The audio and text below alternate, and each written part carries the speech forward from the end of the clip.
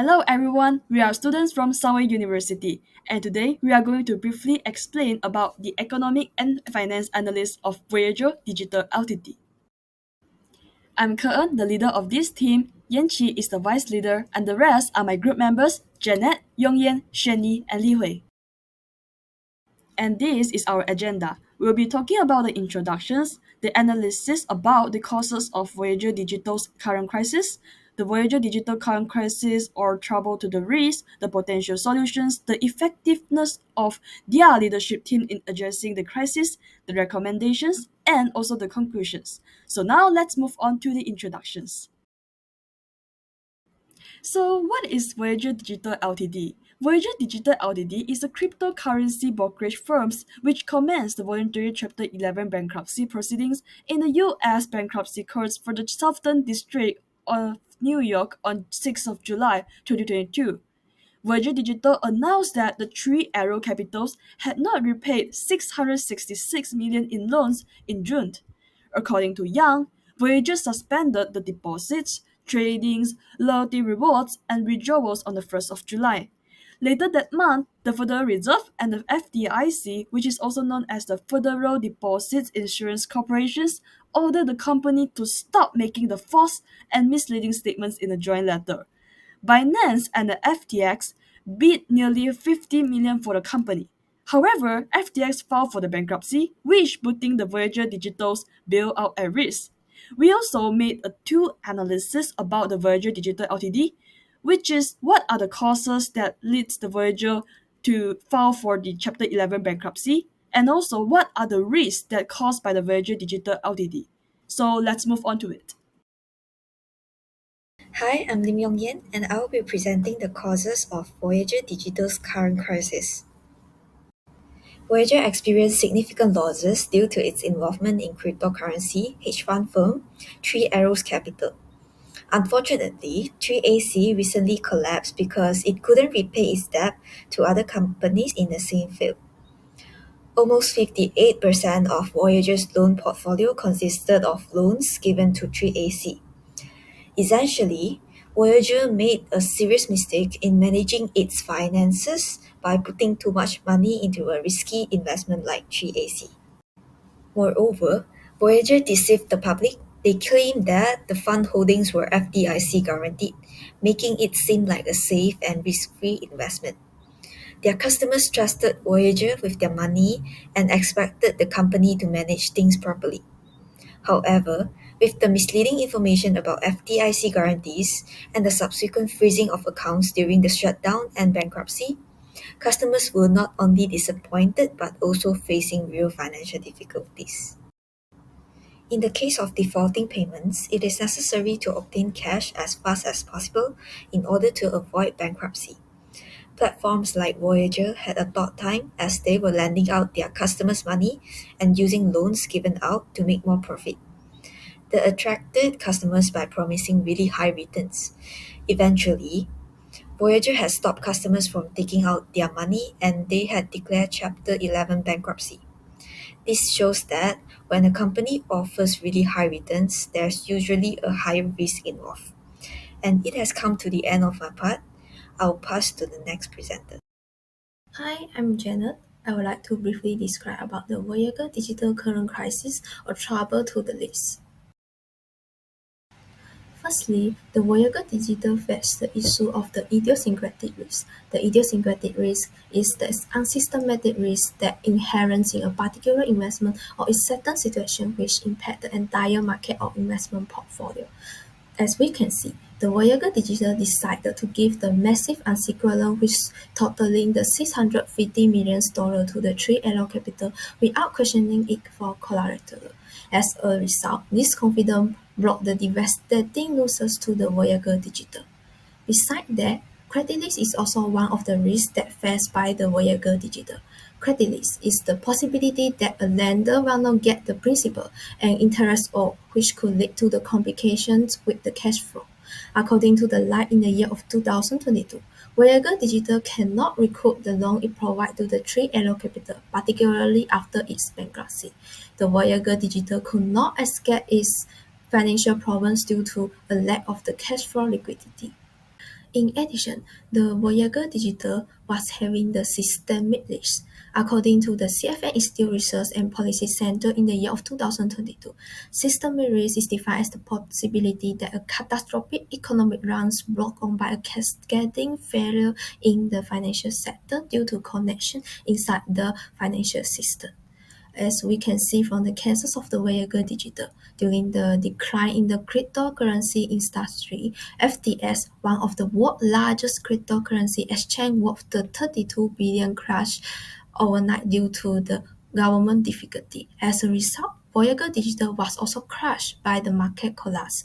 This is because the FTX bankruptcy filing could involve the capacity of Voyager Digital to emerge effectively from its bankruptcy proceeding. Moreover, during the bankruptcy, the Voyager's company detected some potential solutions for their challenges, including the Chapter 11 restructuring and also the cost-cutting measures.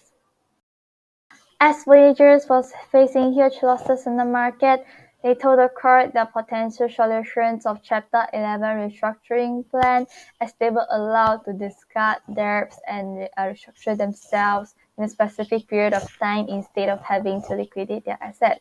Therefore, 97% of customers from Voyager also voted for the restructuring plan with Finance US, which will acquire some of its assets. Not only that, 98% of claims from account holders symbolize over 500 million worth, with unsecured claims representing another 3 million and claims of 40,000 against the holding company based on the filing made late Tuesday night. The bankruptcy of the company will be heard on Thursday, and its attorneys will seek court approval for the restructuring plan. So these plans of Finance US role have been considered by federal regulators in Voyager's restructuring. In addition, Voyager's original restructuring plans called for distributing Voyager's tokens share in the newly organized fund and a variety of revenues from the debt due by Three Arrows Capital, as they owed $650 million in cryptocurrency. So Voyager's own crypto assets cash over 110 million, 350 million in the for benefit of customers' account at Metropolitan Commercial Bank, and over 1.3 billion in crypto assets on the platform. A portion of it was intended to be utilized as cash to support the platform's daily operations while the restructuring was underway. The judge suspected that the crypto lender of Voyager Digital Company could pay $1.6 billion to more than 30 employees as a retention reward when they were undergoing bankruptcy proceedings. It had failed to pay 38 employees, a collective of $1.9 million, but some employees have since left the company. Michael Slade, the attorney representing Voyager, had showed that the company planned to apply cost-cutting measures over the next month, as it will cost annual savings of $4.6 million, as the company planned to reduce its expense and improve profitability during the bankruptcy. So next, I'm going to pass it to Yan Qi to talk about the leadership teams of Voyager's digital company. Hi, I'm Cheng Yan Qi, and I'll be talking about the leadership team's effectiveness in managing the crisis. So, firstly, Voyager Digital demanded Three Arrows Capital multiple times to repay their loan. Their determination to make several repayment demands implies that the leadership team effectively searched for approaches to save their company. But sadly, they did not receive any responses from Three Arrows Capital. The leaders tried their best to save Voyager from Three Arrows Capital's default because they did not want to risk losing depositors' trust. Hence, we can conclude that Voyager's leaders were very effective. Next, Voyager Digital also restricted their customers from withdrawing, depositing, and trading on their platform during the crisis. From the company's perspective, the action to freeze customers' withdrawals is deemed efficient in managing the crisis because their additional losses are minimized.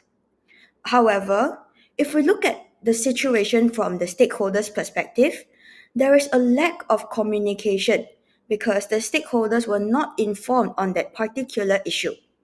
The depositors are displeased because their investments are now worth nothing. Therefore, the leadership team was effective in controlling the company's cash outflow, but they were not effective considering that this action was unfair to the stakeholders. Moving on, Voyager's digital leader also decided to file for a Chapter 11 bankruptcy voluntarily. The leadership team declared that this action was the best strategy to protect all stakeholders' assets on the platform. Through announcing a Chapter 11 bankruptcy, Voyager's leaders intend to reorganize and restructure the firm. In this scenario, Voyager's leadership team was very effective because they tried their best to rescue the company from bankruptcy. Since they filed for bankruptcy early, this can be viewed as a constructive way because Voyager will have more time to restructure their internal issues. So now, I'll pass it on to Xuan Ye to discuss about the recommendations. Hi, I'm Xuan Ye. Now I'm going to proceed to the next part, which is giving recommendations for Voyager Digital to improve its performance and overcome challenges. I'll provide mainly two recommendations in my opinion for Voyager Digital. First of all, it should prioritize and promote transparency, no matter within the organization or to the public as much as possible, as the core of this crisis happening is because of the moral hazard performed. And the root of moral hazard is due to asymmetry information between the two parties. In this case, between the Voyager and its investors, which Voyagers possess more information than the investors, giving the Voyager a chance to give unsecured loans to 3AC without communicate with its customer at all. By having improved transparency policies, this issue would be stopped before it happens, as the management of the company would not dare to do so. Secondly, Voyager Digital should collaborate with the authorities as soon as possible to clear all the unethical individuals involving in the moral hazard and execute corresponding punishments. After that, it is the best time for requesting government intervention in terms of bailout of Voyager to overcome this challenge. Then, it is also crucial for Voyager to implement ethical training within the organization periodically to raise the awareness of every staff. However, Voyager could also consider another option, which is to shrink its scale in order to cut the cost of maintaining its original operation. Okay, so now let's move on to our conclusions. Voyager Digital, a cryptocurrency hedge fund firm, entered the voluntary Chapter 11 bankruptcy proceedings in July 2022 due to its involvement with Three Arrow Capitals. The companies face the idiosyncratic risk due to its large loan without collateral, credit risk due to its inability to reduce the borrower's income and debt burden, and systematic risk occurred when the FTX initially offered to buy the exchange to save it but declared bankruptcy and withdrew its assistance offer after Voyager's collapse. Voyager solved the problem by filing for Chapter 11 bankruptcy voluntary. The leadership team deemed this as the best strategies to protect the stakeholders' assets and reorganize the firm as they hope to sustain the company even after the crisis. Early bankruptcy filings can be seen as a constructive because they allow Voyager more time to restructure their internal issues. Overall, to avoid the poor morality of its leadership team, Voyager should ensure that there is no asymmetric information between the stakeholders and the customers by promoting the transparency policies to guide decision making and also ensure that all parties involved have adequate information.